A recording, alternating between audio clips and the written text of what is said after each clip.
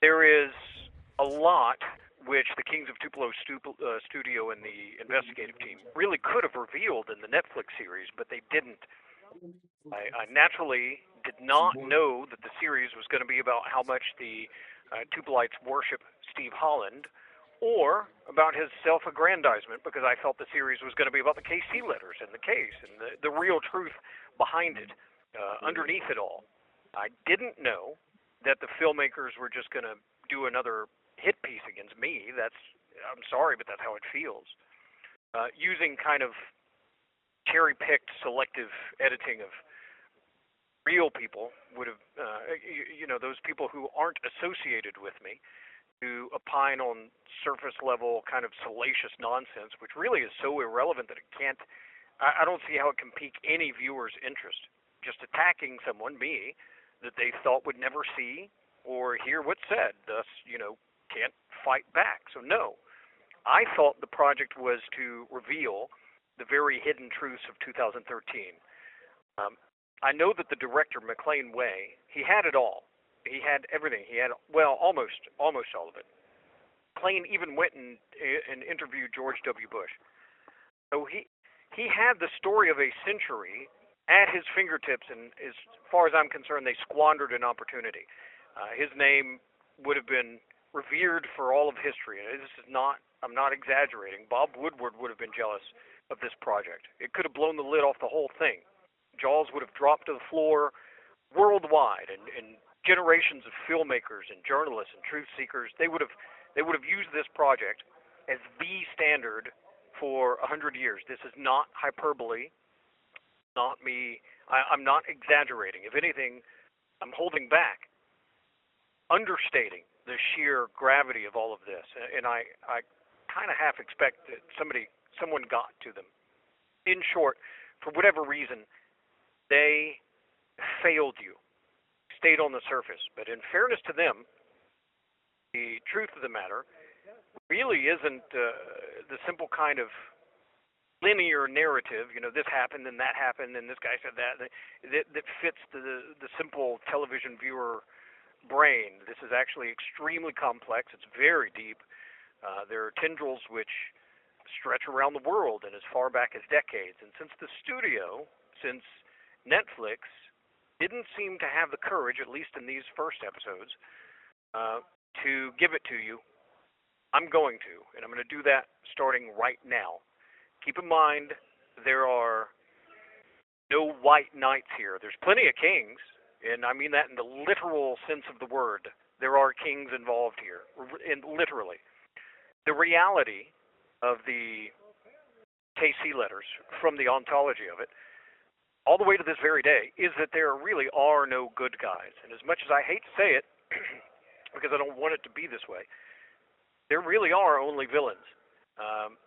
Everyone in the real story that I have concluded really is a villain, and maybe even including me. Definitely including the badged FBI agents, the FBI director, the attorney general, POTUS, even the local street cops, and quite frankly, especially all of them. But that's not where it starts. It doesn't start with them. It starts with a memo, a white paper, around 30 pages or so, a white paper entitled The Boom Factor. It was written in 2001. It was written in December of 2001. It was written This call is from a federal prison. It was written in response to 9/11. So that's where we start. This is not going to be comfortable for me, none of this. I want you to think back to that time. I want you to think back to that day, that hour. Every single person in America can tell you exactly where they were on that day. 25% of the U.S. population lost someone that they knew on that day. I lost several, including someone from my network, Linda Django. She was a banker who didn't make it out of the burning towers before they collapsed. But 100% of us were affected. It kind of etched a bookmark in our minds that you can probably recall word for word the expressed shock of that entire day, if you think about it. Because Some of the guys that were on my bird dog team were ex-military. They got surged, quote, surged. That's the phrase that was used. They got surged away from me and to a more kind of regular assignment, serving the agency's kind of new mission as it became, which really was like a hunting mission, holding the DoD's hand and hunting. So instantly, my team was made irrelevant. We were disbanded, and that's fine with me. I thought, because at that time I had a new wife, a new home, a new dog, and a telecom company I needed to expand, using satellite subscribers to do it. But by December of 2001, I really still felt like useless. Felt like I needed to contribute somehow. Being stuck in Tupelo between, irregular satellite launch telemetry assignments, kind of temporary gigs, really didn't contribute. So, maybe I felt guilty for not doing my part, but it is what it is. Now, because there was a newfound buzz and a fear of biological or chemical terrorism attacks, I wrote a paper. Now, to be honest, I fudged some of the sponsors of it so that it would be read by the audience that I wanted to reach, which is really an audience of one, an audience who needed to understand the point that I was making. And by the way, I was not the only one, which was this, that a biological or a chemical weapons attack would not suit the purposes of actual terrorists. That kind of thing is good for TV and movie scripts, maybe books only, not in the real world. And I gave a bunch of reasons. And I can't go into them right here, but such an attack really lacks as I titled it, quote, the boom factor, and that's what the memo was called, the boom factor. Now, the third part of it, section C of the thesis, it included some examples, some hypotheticals. What I did not know at the time that I wrote it was that my hypotheticals weren't. One of the things I outlined in section C of the memo was how easily a sabotage operation would be against any organization that was going to try to develop chemical weapons for mass casualty attack. That's something that would be on par with 9/11. Specifically, I hypothetically, of course, discussed such a sabot against anyone trying to, say, aerosolize ricin. Little did I know that section, that part of that section, would get immediate attention, because as it turns out, there was a former AQAP guy who was trying to do exactly and precisely the hypothetical that I described. He was in Iraq, and Saddam was too afraid of the guy, strangely enough, to just boot him out, because he wasn't from there. But Saddam let him stay because he didn't want to rock that religious boat or whatever it was. So using Operation Merlin as the example, hat tip Jeff Sterling, I sketched out how to sabotage it by preventing aerosolization and toxicity on a large scale. And it took no time at all for an SAP to be formed, which executed exactly the very complicated logistics of that sabotage operation. So at that point, Section C had become an SAP. Consulting with somebody stateside, that terrorist plan was foiled.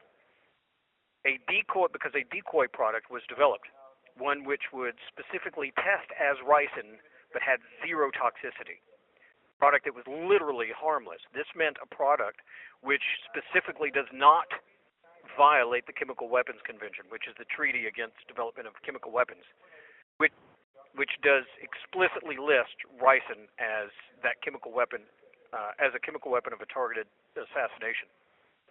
So what this means is that the decoy product violates no law, not in Iraq in 2002, and certainly not in the United States. Now, the method of developing that decoy product is actually very, very complex. I'm certainly not going to put it out, especially here. It's actually far more complex than making the toxic molecule itself. The National Bioforensics Analysis Center, which is Fort Detrick, Maryland, they recognize, and this is important to understand, I know you don't want to take notes, and almost see your eyes glazing over right now. It recognizes 134 different signatures of RCAP or RCT. RCAP really means agglutination protein, ricin agglutination protein, or ricin toxin. Since each of the 134 Form 4 chemists has his own kind of signature method, that results in 134 different distinctive products, all of which are Form 4 qualified, which test as ricin. And every single one of those are toxic at over 90%, and most of those are actually much, much higher. But there is one, only one, which tests as ricin to the basic field tests, but it isn't over 90%. In fact, it is 0%, making it completely within the law. Let me say that again. There is one product which tests as ricin, but is not an illegal product. It does not violate any treaty. Thus, it does not violate 18 U.S.C. 229, which is the statute that, by explicit law, the DOJ must, as written by Congress, must use to investigate or prosecute for ricin. Let me repeat that. By law, Congress, and this is important, Congress and the President explicitly define that ricin investigations and prosecutions must be under 18 U.S.C. 229. The CWCIA explicitly defines it there too. The 2002 product, as designed, does not violate the International War Crimes Treaty, the Chemical Weapons Convention, or any statute which enforces that treaty. I think you got the point now. I've definitely stated it enough. That's a statute, by the way, which the U.S. Supreme Court has kind of invalidated anyway, or at least under these kind of circumstances. So that product, the decoy, is registered essentially to one person, me. And in my mind, it doesn't even qualify as a Form 4 product. It certainly isn't one of the 134 which do violate the treaty and required Form 4. I am not one of the 134. Now, there's been some sizable media attention, as well as the entire DOJ narrative of 2013, which tried to portray to you that I ordered some castor seeds in a previous year, by the way, which was not even 2013, and then I just whipped up a batch of ricin powder using a coffee grinder. Well, that's just stupid. Let me tell you something. That cannot be done. There are a ton of holes in that fake claim of theirs, but they know that you don't know that. And I'll address all of that later, and it's going to blow your mind. But suffice it to say now that that claim is just not true. So listen to what I'm telling you now. Listen carefully. The product of the 2013 KC letters was most likely, I have very high confidence, was not even made in 2013 or 2012. It is, I believe, the exact same product which was registered to me in 2002. So I'm telling you this. The 2002 KC Letters product was actually made in and developed in January. The 2013 KC Letters product was actually made in January of 2002. And I say most likely instead of certain because I can't actually know for certain because I can't be 100% sure. Well, why not? Because I'm not the mailer. That's why not. I am not the mailer. I did not mail the KC letters. Even the judge has heard me say this. This call is from a federal prison. In later calls, you'll also see why that's an absolute 100% impossibility, and while the lying FBI agents tried and kind of succeeded at hiding that from you. And I understand why some of you may say, well, then this changes nothing. You're still guilty. This is still the same. You're still the maker. Wrong. But even so, this hidden truth alone kind of changes everything, and so does more.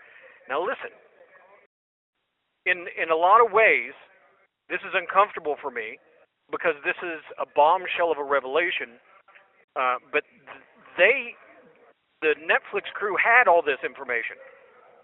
Even this, though, is still just a 4-kiloton blast. It's very mild compared to the revelations, the bombshells that I'll reveal in upcoming phone calls. What's important, and in droves and in swarms and devastating each one, to the 2013 phony FBI tale, the one that they sold you through the fake news, corporate media, but it had a cumulative effect of nothing less than catastrophic, or it will have that kind of an effect. Netflix could have done this, but they didn't. And so the documentation of this call, I'm actually going to prepare for an upcoming call, including there's also lab work, also relevant legal fraud. This is also relevant to the SAM order. And for a bunch of reasons, the National Bioforensics Analysis Center just couldn't release the signature data of the 2013 KC letter product. But quite frankly, the FBI probably never even asked for it. Now, if you still think this still makes me look bad, then I encourage you to just wait. Just hold your judgment until you get all of the relevant information, because you're not even close to that now. This isn't even the tip of the iceberg. But this alone is counter to the narrative that you were sold. But think about how we all felt in 2002 anyway. If it hadn't been me, it probably would have been somebody else. And if there's anything that anyone who actually knows me, which is, not, by the way, any of the folks that were in the Kings of Tupelo, except for my wife and Brett Barris, if there's anything that they can say about me, it's that I really don't trust anyone else to do things right. In 2002, I did what I felt I had to do. Anybody other than me would have probably screwed it up, or at least that's how I feel. Anyway, that's enough for now.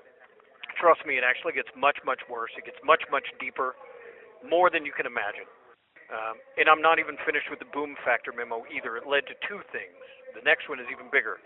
I'll see you in the next call. Wait till we get to 2002, specifically August of 2002.